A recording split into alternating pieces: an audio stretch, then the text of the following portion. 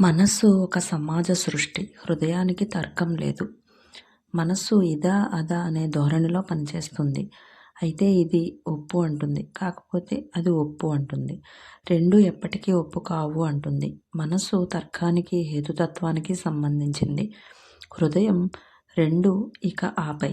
హృదయానికి తర్కం లేదు. కానీ ఒక సున్నితత్వం, ఒక గ్రాహ్యత ఉన్నాయి. హృదయం ద్వంద్వాన్ని అంటే రెండింటినీ కలిపి చూస్తుంది. వాస్తవానికి ఇవి ద్వంద్వం కావు. అది ఒకే దృగ్విషయాన్ని రెండు కోణాల్లో చూడటం. రెండిటికంటే అధికమైంది కూడా ఉంది. అందుకే నేను అంటాను, రెండు ఇక ఆపై.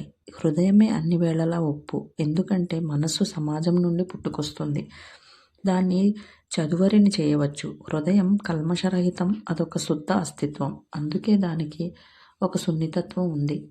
హృదయ దృక్కోణంతో చూడండి. అప్పుడు సందిగ్ధత మంచులా కరిగిపోతుంది. హృదయం అస్తిత్వంతో ఏకత్వాన్ని అనుభూతి చెందుతుంది. ఓ క్షణకాలం పాటు సూర్యాస్తమయాన్ని చూడండి. మీ భిన్నత్వాన్ని మర్చిపోతారు. ఆ అందంలో మమేకమై వేళ మీరే ఆ సూర్యాస్తమయం. కానీ అది అందమైన సూర్యాస్తమయం వేళ అని చెప్పిన క్షణాన్నే ఆ అనుభూతి మిమ్మల్ని వదిలి వెళ్ళిపోతుంది. మీరు మీ భిన్నత్వానికి తిరిగి చేరుకుంటారు. అహంతో కలిసిపోతారు. ఇప్పుడు ఒక మనస్సు మాట్లాడుతుంది. ఒక రహస్యం ఏమిటంటే మనస్సు మాట్లాడుతుంది, కానీ దానికి ఏమీ తెలియదు. హృదయానికి అంతా తెలుసు, కానీ మాట్లాడలేదు. బహుశా అతిగా తెలుసుకోవడం వల్ల దానికి మాట్లాడటం కష్టమవుతుందేమో. మనస్సుకు తెలిసింది బహుస్వల్పం, కాబట్టి మాట్లాడగలుగుతుంది. దానికి భాష సరిపోతుంది, కానీ ఈ భాష హృదయానికి సరిపోదు. మనస్సు ఒక స్వప్న పిపాసి.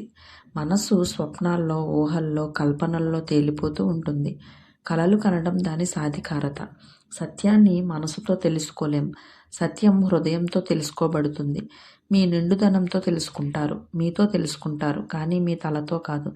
సమగ్ర కలయిక వల్ల తెలుసుకుంటారు. సత్యం తెలిసినప్పుడు మీ తల, తోక, ఎముక, రక్తమాంసాల ద్వారా, అన్నిటి ద్వారా తెలుసుకుంటారు. మీ ప్రతి శ్వాసలో దాన్ని తెలుసుకుంటారు. మీ ప్రతి అణువులో దాన్ని చూస్తారు. నృత్యం అస్తిత్వం ద్వారా తెలుసుకోబడుతుంది. దాపరికం లేకపోవడమే దర్శించడం. స్పష్టంగా ఉండడమే దర్శించడం. దాపరికం లేని కళ్ళు, దాపరికం లేని మనస్సు, విశాల హృదయమే దర్శించగలుగుతాయి. దేనికోసమో చూడకండి, వెతకకండి. సిద్ధంగా, గ్రాహ్యంగా ఉండండి. ఏది ఎలా జరిగినా మెలకువతో, ఎరుకతో, స్ఫురణతో, అవగాహనతో, గ్రాహ్యతతో ఉండిపోండి. ముగింపు లేదు. ముగింపు దానికదే రావాలి. మీ కళ్ళతో చూసినప్పుడు అక్కడ ఒక ముగింపు కనిపించవచ్చు. ఆ ముగింపు భవిష్యత్తుతో ముడిపడి ఉంటుంది. కానీ మీరు దర్శిస్తూ ఉన్నప్పుడు అక్కడ ముగింపు ఉండనే ఉండదు.